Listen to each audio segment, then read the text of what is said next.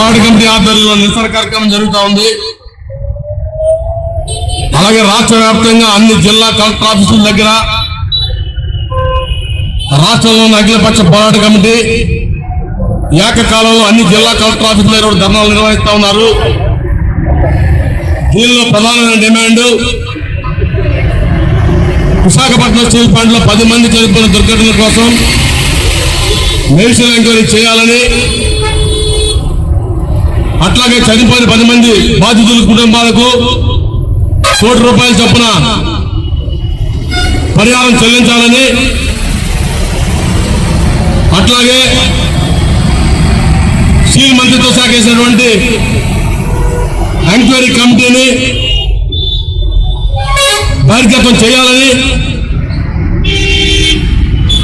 Steel plant లో పనిచేసినటువంటి 20,000 మంది పర్మనెంట్ ఉద్యోగుల స్థానంలో ఈరోజు 8,500 మంది మాత్రమే పనిచేస్తూ ఉన్నారు.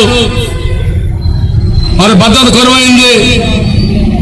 భద్రత భరోసా ఇవ్వాలని, ఉద్యోగులకు ₹850 కోట్ల జీతాల బకాయిలు ఉన్నాయి. పెన్షన్ బకాయిల దగ్గర నుంచి, వీఆర్ఎస్ బకాయిల దగ్గర నుంచి, రిటైర్మెంట్ ఉద్యోగుల బకాయిల దగ్గర నుంచి అన్ని కలిపి సుమారు ₹900 కోట్ల బకాయిల్ని వెంటనే చెల్లించాలని చెప్పేసి కోరుతూ ఈ నిరసన కార్యక్రమం జరుగుతూ ఉంది. విశాఖపట్నం స్టీల్ ప్లాంట్ ప్రైవేటీకరణ వ్యతిరేకంగా 5 సంవత్సరాలు కొట్లాడి నిలవరించింది. ప్రాణాల బలంగా పెట్టడం కోసం కాదు, ప్రైవేటీకరణ నిర్వహించింది. ఉద్యోగాలు లేకుండా ఆంధ్ర రాష్ట్రం, తెలంగాణ మినహాయించి ఇతర రాష్ట్రాలను తీసుకొచ్చి స్టీల్ ప్లాంట్ నైపుణ్యం ఉన్నా లేకపోయినా, సర్వీస్ ఉన్నా లేకపోయినా కాంట్రాక్ట్ కార్మికుల రూపంలో తీసుకొచ్చి వాళ్ళు పనిచేయడం కోసం కాదు. ఈ రాష్ట్రంలో, పక్క రాష్ట్రంలో లక్షలాది మంది యువకులు నిరుద్యోగులుగా ఉన్నారు. ఉన్న 10,000 ఉద్యోగాలు ఖాళీలు ఉన్నాయి, యువతతో నింపాలని చెప్పేసి ఈ విధంగా విశాఖపట్నం స్టీల్ ప్లాంట్ కి ఆరో బ్యాటరీ కట్టుకోవడం కోసం నిధులు కావాలి.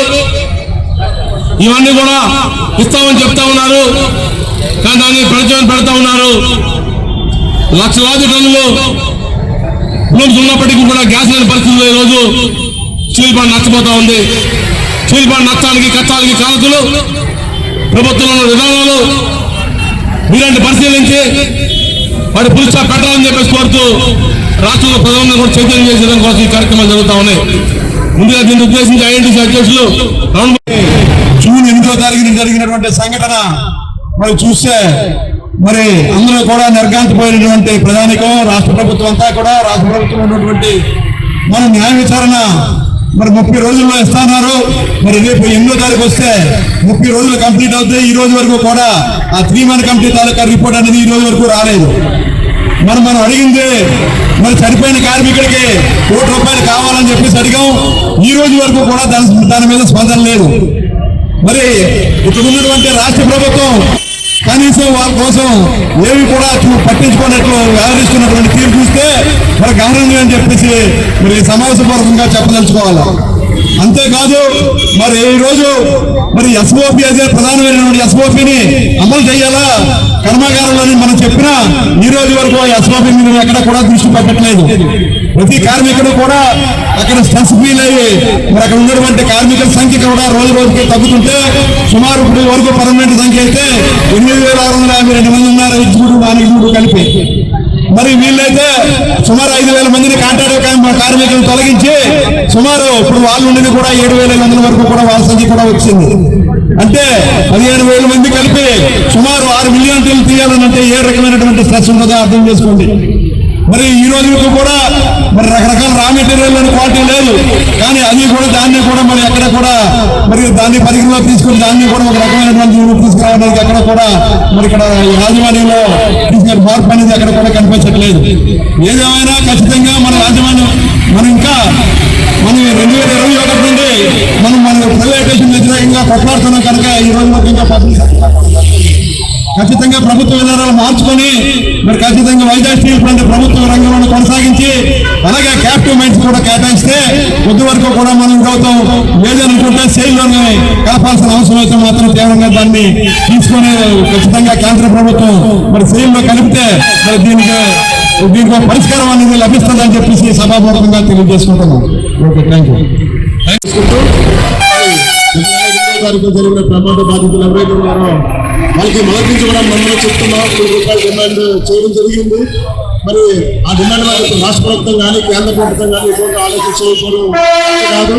అట్లనే విశాఖపట్నం స్టీల్ ప్లాంట్ సంబంధించినటువంటి అంతవరకు ఏదైతే మన జీతాలు కానీ అలవెన్సెస్ కానీ అన్ని కూడా లేకపోయినా విశాఖపట్నం స్టీల్ ప్లాంట్ కాపాడుకోవాలని ఒక ముఖ్య ఉద్దేశంలో ప్రతి కార్మికుడు కూడా ఎన్ని నష్టాలు ఎన్ని కష్టాలు ఉన్నా సరే ఈ కర్మాగారం ఈ ప్రాంత అభివృద్ధి ఈ కర్మాగారం ఉంటేనే మన భవిష్యత్తు ఈ ప్రాంత భవిష్యత్తు అని చెప్పేసి అన్ని విషయాలు కూడా పక్కన పెట్టి ఈ స్టీల్ ప్లాంట్ కాపాడుకోవడానికి అర్మీషన్ కృషి చేస్తున్న సంగతి ప్రభుత్వ పెద్దలు కూడా గమనించవలసిన పరిస్థితి ఉంటుంది. అట్లా కాకుండా ఈ ప్లాంట్ ని కిందికి తీసుకెళ్లి ఏదో నష్టాలు తీసుకెళ్లి ప్రైవేట్ పరం చేసేదో ఆలోచన దిశగా ప్రభుత్వాలు ఆలోచించడం చాలా శోచనీయం. ఇప్పటికైనా కేంద్ర రాష్ట్ర ప్రభుత్వాలు కలిసి విశాఖపట్నం స్టీల్ ప్లాంట్ కార్మికుల మనోవేదన గమనించి విశాఖపట్నం స్టీల్ ప్లాంట్ లో పనిచేసినటువంటి కార్మికులు కానీ కాంట్రాక్ట్ కార్మికులు కానీ అందరికీ న్యాయం చేసే విధంగా ముందు ఉండాలి. మరి గతంలో కూడా విశాఖపట్నంలో ప్రమాదాలు జరిగినప్పుడు మరి గత ప్రభుత్వాలు ₹1,00,00,000 వరకు మరి వాళ్ళు ఇవ్వడం జరిగింది. ఆ విధంగానే ఈ రోజు రాష్ట్ర వ్యాప్తంగా ఆల్ ఇండియా అనే స్టేట్ బోడీ మేయర్ల ఆధ్వర్యంలో అన్ని జిల్లా కలెక్టరేట్ల వద్ద కూడా ఈ రోజు ధర్నా జరుగుతుంది. మరి ఆ కార్యక్రమాన్ని కూడా కార్మికులందరూ జయప్రదించాలని కోరుకుంటూ సెలవు తీసుకుంటాం. ఈరోజు విశాఖపట్నం స్టీల్ ప్లాంట్ లోని కార్మికులు ప్రాణాలు అరిచేతిలో పెట్టుకుని పనిచేస్తా ఉన్నారు. అయినప్పటికీ కూడా పూర్తి వేతనాలు చెల్లించే పరిస్థితి అన్నది లేదు. కార్మికుల్ని తగ్గించేశారు.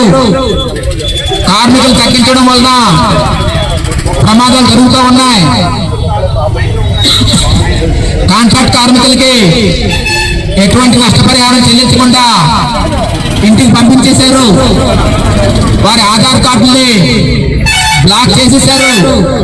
మరి ఎక్కడ ఉద్యోగం చేయకుండా ఆధార్ కార్డును బ్లాక్ చేయడం దుర్మార్గం. ఈ ఆధార్ కార్డు బ్లాక్ ఎత్తేయాలని చెప్పేసి డిమాండ్ చేస్తా ఉన్నా సరే ఇది పెడతా ఉన్నారు. ఈరోజు ఎవరైతే నిర్వాసితులు ఉన్నారో ఎవరైతే స్థానికులు ఉన్నారో వీళ్ళకి ఉపాధి కల్పించాల్సింది పోయి వాళ్ళ ఉద్యోగాలు తీసేసి బయట ప్రాంతాల నుంచి ఉద్యోగాలు తీసుకొచ్చేసి నియమించేస్తా ఉన్నారు. కాబట్టి తక్షణమే స్థానికులకి నిర్వాసితులకి ఉద్యోగ అవకాశాలు కల్పించాలని చెప్పేసి ఈరోజు డిమాండ్ చేస్తా ఉన్నాం. ప్రమాదం జరిగి సుమారు 1 నెల రోజులు కావస్తా ఉంది. ఈ 1 నెల రోజుల నుంచి కూడా ఒక కమిటీ నియమించారు. ఆ కమిటీ రిపోర్ట్ ని ఈ రోజు వరకు బయట పెట్టిన పరిస్థితి అనేది లేదు. కాబట్టి తక్షణమే ఈ కమిటీ రిపోర్ట్ ని బయట పెట్టాలి, దోషులు ఎవరైనా తేల్చాలి అని చెప్పి డిమాండ్ చేస్తా ఉన్నాం. SMS లో జరిగింది ప్రమాదం కాదు, ఇది మానవ తప్పిదం. ప్రభుత్వం ఏదైతే తన ప్రైవేటీకరణ విధానాలు కార్మికులు తగ్గించాలని ఉత్పత్తి పెంచాలని చెప్పేసి ప్రభుత్వం మీద కార్మికుల మీద ఒత్తిడి తీసుకొస్తా ఉందో దాని యొక్క ఫలితం ఈ యొక్క ప్రమాదం. కాబట్టి ఇది ప్రభుత్వం చేసినటువంటి హత్యలు తప్ప ప్రమాదం కాదని చెప్పేసి చెప్తా ఉన్నాం. కాబట్టి మిత్రులారా, ఈరోజు విశాఖపట్నం స్టీల్ ప్లాంట్ లో జరిగినటువంటి దుర్ఘటనలో చనిపోయిన వాళ్ళు ఎవరైతే ఉన్నారో వీళ్ళందరికీ కూడా నష్టపరిహారం ₹1,00,00,000 చెల్లించాలని చెప్పేసి డిమాండ్ చేస్తా ఉన్నాం. ఈ విధంగా డిమాండ్ చేస్తూ రాష్ట్ర వ్యాప్తంగా అన్ని కలెక్టర్ ఆఫీసుల దగ్గర అఖిలపక్ష కార్మిక సంఘాల ఆధ్వర్యంలో రాష్ట్ర పోరాట కమిటీ ఆధ్వర్యంలో పెద్ద ఎత్తున ధర్నా జరుగుతూ ఉన్నాయి. అందులో భాగంగా ఇక్కడ ధర్నా నిర్వహించడం జరుగుతూ ఉంది. ఈ ధర్నాకి ఇచ్చేసి మీ అందరూ కూడా అభినందనలు తెలియజేస్తూ నాకు అవకాశం. కార్మికుల ఆత్మకు శాంతి చేకూరాలంటే వాళ్ళ కుటుంబానికి ₹1,00,00,000 పరిహారం చెల్లించాలి. అలాగే ప్రతి కార్మికుడికి ఉద్యోగం కల్పించాలి. అలాగే స్టీల్ ప్లాంట్ లో కాంట్రాక్ట్ కార్మికులు ఎన్నో ఏళ్ల తరబడి చేస్తున్న వాళ్ళ ఆధార్ కార్డు బ్లాక్ చేస్తారు, అది తొలగించాలి. వాళ్ళు మళ్ళీ విధుల్లోకి తీసుకోవాలని మనస్ఫూర్తిగా కోరుకుంటూ అవకాశం కల్పించిన వారికి ధన్యవాదాలు. మరిన్ని విశాఖ ఉక్కు RNL వార్తల కోసం మన వైజాగ్ స్టీల్ ఫ్యామిలీ యూట్యూబ్ ఛానల్లో సబ్స్క్రైబ్ అవ్వండి.